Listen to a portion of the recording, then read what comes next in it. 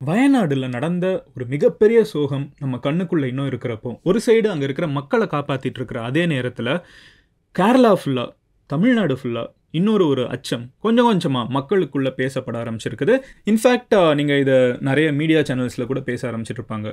இப்போ வயநாடுல நடந்த ஒரு பிரச்சனை கொடைக்கானல்ல நடக்க வாய்ப்பு இருக்கா? கோயம்புத்தூர்ல, ஊட்டி அந்த சைடு நடக்க வாய்ப்பு இருக்கா? என்ன நிலைமையில நம்ம ஊர்ல இருக்கிற மத்த இடம்லாம் கேரளா ஃபுல்லாவே வெஸ்டர்ன் காட்ஸ்ல தான் இருக்குது. ஸோ மத்த ஊர்லலாம் லேண்ட்ஸ்லைட் வர்றதுக்கு வாய்ப்பு இருக்குதா? எவ்வளோ பத்திரமா இருக்குங்கிற ஒரு கேள்வி உங்களுக்குள்ள இருக்குல்ல. இந்த கேள்வி வந்து நம்மளுக்கு மட்டும் கிடையாது. என்ஜிடி நேஷனல் கிரீன் ட்ரிபியூனல் அப்படின்னு சொல்லப்படக்கூடிய ஒரு இந்த மாதிரி நேச்சுரல் கலாமிட்டிஸ்லேருந்து மக்களை பாதுகாக்கிறதுக்கு, இயற்கையை பாதுகாக்கிறதுக்கு உருவாக்கப்பட்ட ஒரு பர்டிகுலர் அமைப்பு வந்து சுவமோட்டோ அவங்களா வாலண்டியராக வந்து தமிழ்நாடு கவர்மெண்ட்டுக்கும் கேரளா கவர்மெண்ட்டுக்கும் இப்போ நோட்டீஸ் அனுப்பிச்சிருக்காங்க. என்ன அந்த நோட்டீஸில் இருக்குது, என்னென்ன கேள்வியை அந்த என்ஜிடி கேட்குறாங்க? ஆல்ரெடி இதே வயநாட்டில் இவ்வளோ பெரிய ஒரு அசம்பாவிதம் நடக்க போகுதுன்னா ஒருத்தர் ஆல்ரெடி சொல்லியிருக்காரு. அதாவது மாதவ் கட்கில் அப்படின்னு சொல்லப்படுறவர் வந்து வெஸ்டர்ன் காட்ஸ் இக்கோலஜிக்கல் எக்ஸ்பர்ட் பேனல்ங்கிறவர் வந்து 2010லேயே வந்து இந்த இடம் ஃபுல்லாக ஸ்டடி பண்ணி இங்கே ஒரு மிகப்பெரிய பிரச்சனை வரப்போகுதுன்னு சொல்லியிருக்காங்க. அதையும் மீறி அங்கே என்ன நடந்துச்சு? நிறைய பேர் நாளாக எக்ஸ்பர்ட்ஸ் நிறைய பேர் வந்து இது தவிர்த்திருக்க கூடிய ஒரு பர்டிகுலர் சம்பவம்னு சொல்கிறப்போ மனசு கேட்குறதுக்கு கஷ்டமாக இருக்குது. நம்ம ஊரில் இன்னும் ப்ரிப்பேர்டாக இருக்கோமா? இந்த நோட்டீஸ் என்ஜிடி வந்து தமிழ்நாடு கவர்மெண்ட்டுக்கும் கேரளா கவர்மெண்ட்டுக்கும் கொடுத்ததுல என்னென்ன சொல்லியிருக்காங்க, எல்லா விஷயத்தையும் டீட்டெயில்டாக பார்க்க ஆரம்பிப்போம். Let's get started. பட் அதுக்கு முன்னாடி நீங்கள் இந்த சேனலை சப்ஸ்கிரைப் பண்ணனா சப்ஸ்கிரைப் பண்ணுங்க. அப்போனா தான் இந்த மாதிரி உலகத்தில் நடக்கக்கூடிய எல்லா விஷயத்தையும் என்னால் உங்ககிட்ட டெய்லி சிம்பிளாக 10 நிமிஷத்தில் வந்து இன்ஃபர்மேஷனை சேர்க்க முடியும். ஸோ நீங்கள் எம்ஜி ஸ்குவாடில் சப்ஸ்கிரைப் பண்ணி சேரலனா சேருங்க. Let's get started. Hello everyone, நான் Madan Gowri and hello my dear MG squad.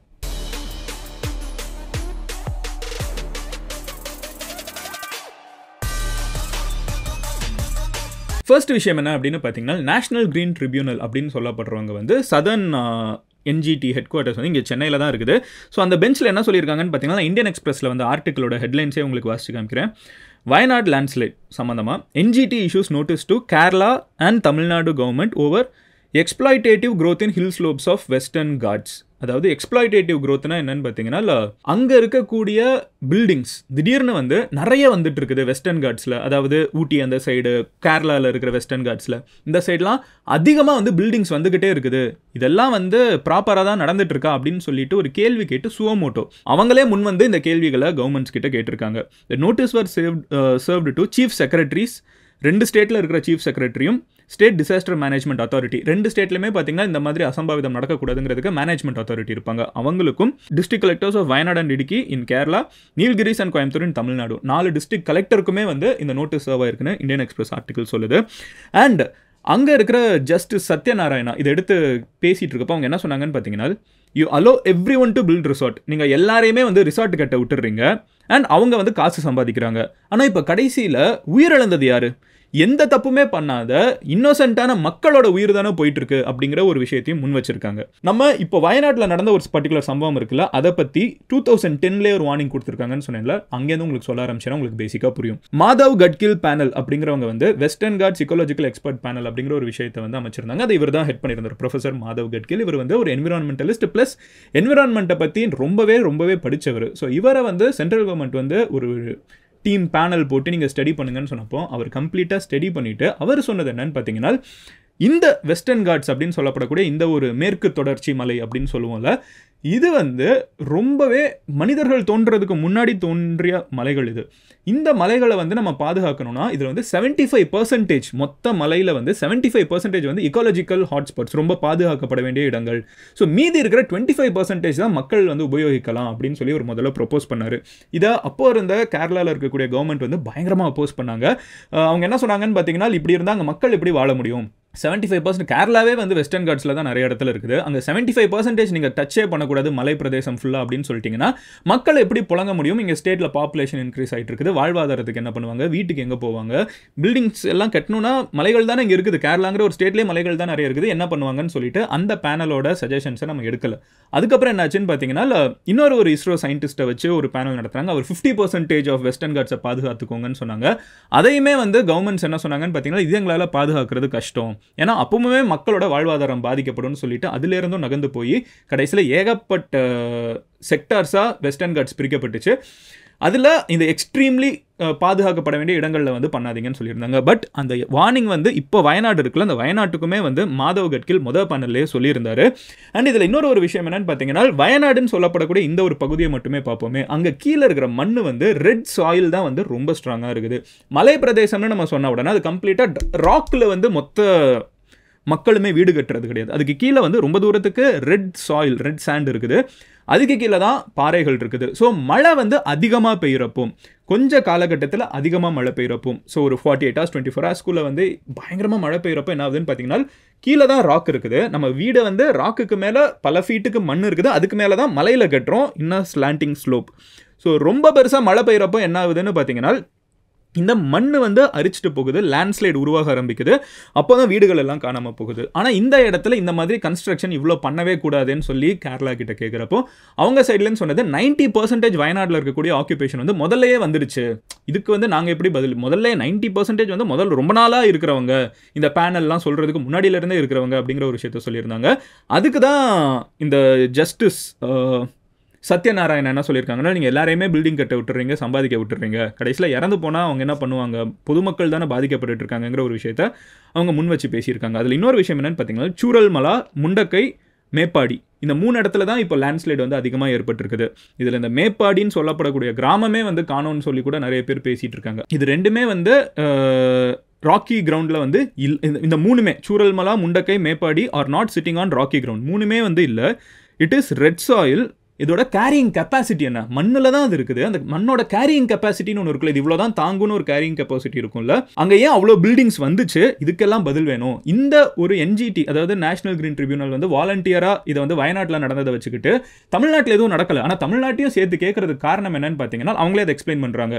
இது வந்து ஃபியூச்சர்லேயும் நடக்காமல் இருக்கணுங்கிறதுக்காக நாங்கள் இப்போமே வாலண்டியராக அதை எடுக்கிறோம் அப்படின்னு சொல்லிட்டு தான் பேசுகிறாங்க. இப்போ அசம்பாவிதம் நடந்தது வயநாட்டில் தான், பட் தமிழ்நாட்டிலையும் ஒருவேளை, ஏன்னா வெஸ்டர்ன் காட்ஸ் நம்ம ஊருக்குள்ளேயும் ஸ்பில் ஓவர் ஆகுது.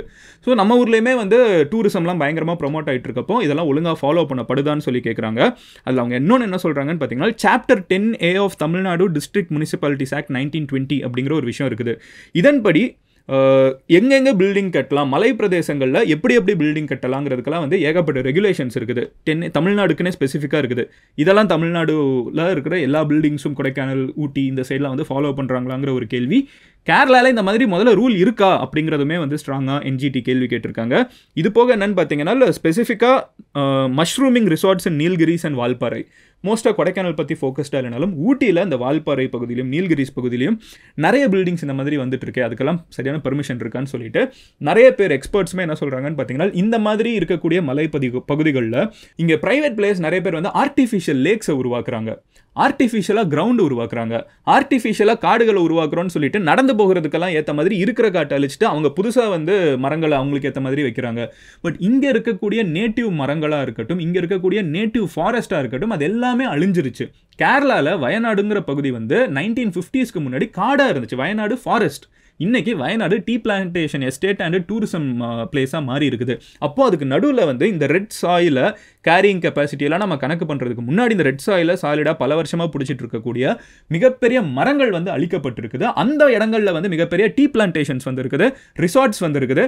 அண்ட் இந்த மாதிரி நீங்கள் எக்ஸ்ப்ளாய்ட் பண்ணிட்டு போயிட்டு இருக்கப்போ ஒரு மிகப்பெரிய மழை குறுகிய காலகட்டத்தில் வர்றப்போ ஓரளவுக்கு மேலே இயற்கையை நம்ம கண்ட்ரோல் பண்ண முடியாது. பட் இந்த இடத்துல நம்ம ஒருவேளை தவிர்த்திருக்கலாமோ, அந்த மரங்கள் இருந்திருந்தா இந்த மண் சரிவு ஏற்பட்டிருக்காது, லேண்ட்ஸ்லைட் ஏற்பட்டிருக்கு, மரங்களோட ரூட்ஸ் வந்து இன்னும் டீப்பராக போகும், மண்ணை இன்னும் ஸ்ட்ராங்காக பிடிக்கும். டீ செடியோட ரூட்ஸ் எவ்வளோ போகுது. ஸோ அதோட நீங்கள் கம்பேர் பண்ணி பார்த்தீங்கன்னா இதெல்லாம் தவிர்த்திருக்கலாமோ அப்படிங்கிற கேள்வி தான் வந்து மாதவ் கட்கிலேருந்து நிறைய பேர் சொல்கிறாங்க. அந்த ஆர்டிஃபிஷியல் லேக்கெல்லாம் இருக்குல்ல, அது எவ்வளோ ஒரு காடை அழிச்சிட்டு நீங்கள் கம்ப்ளீட்டாக அதை பொட்டல் கடை ஆக்கிட்டு அதுக்குள்ளே தண்ணியை ஊற்றி வச்சிங்கன்னா மழை பெய்கிறப்போ அந்த இடம் எவ்வளோ லூஸ் ஆகுங்கிறது வந்து ஒரு ரொம்ப பெரிய நம்ம ஐடியா, பெரிய சயின்ஸ் யோசிக்கணும், லாஜிக்காக யோசிச்சாலே நம்மளுக்கு அது புரிய வரும் கரெக்டாக. ஸோ இந்த மாதிரி வந்து exploitation of hills and hilly areas இது ரொம்ப முக்கியமான விஷயங்கிறத தான் வந்து இவங்க சொல்கிறாங்க. அண்ட் இதை வந்து கவர்மெண்ட்ஸ்க்கு வந்து இது கம்ப்ளீட்டாக கவர்மெண்ட்டுக்கு அகேன்ஸ்டாக பேசக்கூடிய ஒரு வீடியோவில் கவர்மெண்ட் சைட்லேருந்து அவங்க கேட்குற கேள்வியிலுமே நியாயம் இருக்குது. ஏன்னா இது எல்லாமே கன்சென்சஸாக ஒன்றா உட்காந்து பேச வேண்டிய விஷயம். கவர்மெண்ட் என்ன சொல்கிறாங்கன்னு பார்த்தீங்கன்னா, கேரளாவில் அவங்க சொல்கிறதுல ஒரு பாயிண்ட் இருக்குது.